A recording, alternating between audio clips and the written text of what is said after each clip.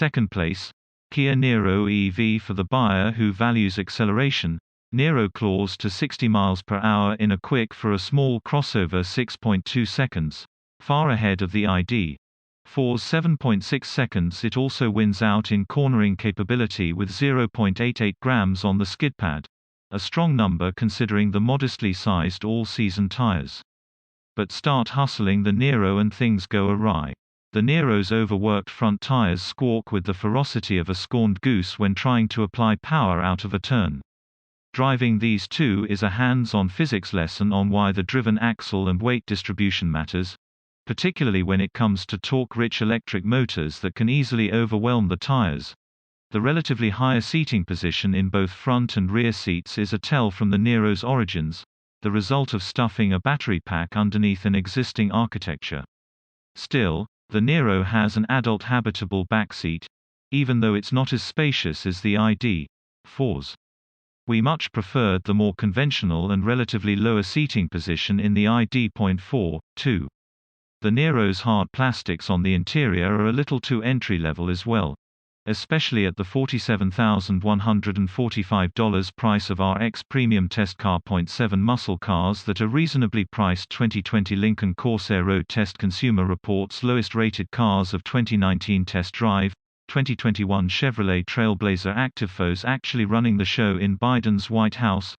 Governor's push for cyber security infrastructure after pipeline attack. Samuel Adams celebrates entrepreneurial moms with initiative to provide relief. Chef Ryan Scott makes Mother's Day brunch. Rob Schneider, restaurant CEO, helps struggling businesses in new series give the gift of a plant or garden for Mother's Day. CDC lists strict guidelines for summer camps. Paula Deen whips up Mother's Day treats. Hilton, America must end the insanity of incentivizing single-parenthood. Electric Mustang Mach-E GT beats gas model. Fans, locals gear up for the Kentucky Derby. Janice Dean counts down to Kentucky Derby 147 with official hatmaker first place. VW ID.4. The ID.4's strengths are subtle enough that some might miss them. It doesn't bowl you over with massive acceleration, or wow with a mammoth range figure. What it has is a sophistication that's miles above the class norms of the compact crossover segment.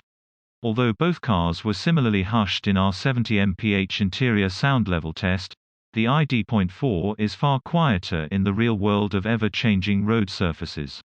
Where the Niro's tires and structure grumble over rough patches, the ID.4 is hushed and refined.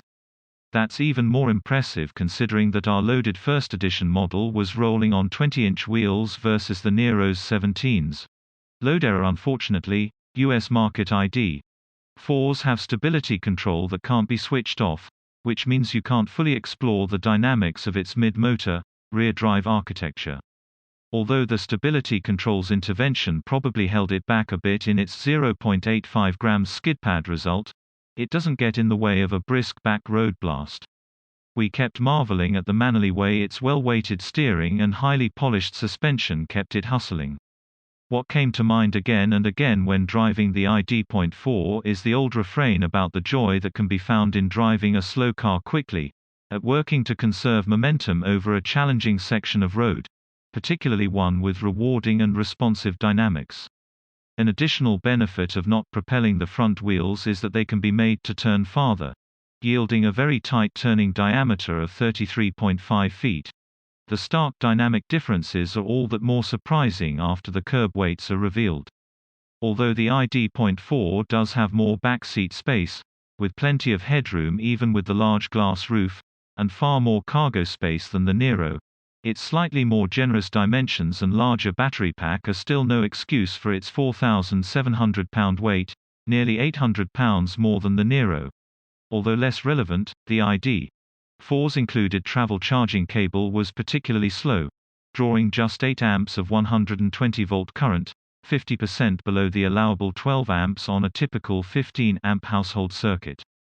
That's just further encouragement that with any long-range EV you want to maximize the use of the 240-volt Level 2 outlet. And there, too, the ID.4 wins with an 11.0-kW onboard charger versus the Niro's 7.2-kW capability. The ID.4's 12.0-inch infotainment screen is larger and brighter than the Niro's, but were less than won over by VW's new infotainment. Not only is it slow to boot up at the start of every drive, it has layer after layer of submenus that feel like a maze. For example, the state of the heated seats are always displayed on the left edge of the screen, but, maddeningly, you can't turn them on and off by tapping there. Pressing that corner of the screen sends you to the menu with the heated seat controls, an unnecessary step in what was once a simple operation. Also, certain systems that we think should be able to be adjusted or switched off while in motion, such as lane keep assist, can't be disabled on the fly. The EVFor has just the occasional flourish, such as brake and accelerator pedals emblazoned with the symbols for pause and play. And there's the thin strip of lighting that runs across the base of the dash. VW calls that interior light the ID, and it'll do things like blink when you receive an incoming phone call and swoosh in the direction of an upcoming turn to reinforce the navigation system's directions. Quiet and subtle competence defines the EVFor, and that's why it wins. It's more practical, more refined, more rewarding, and simply the car we'd rather drive every day.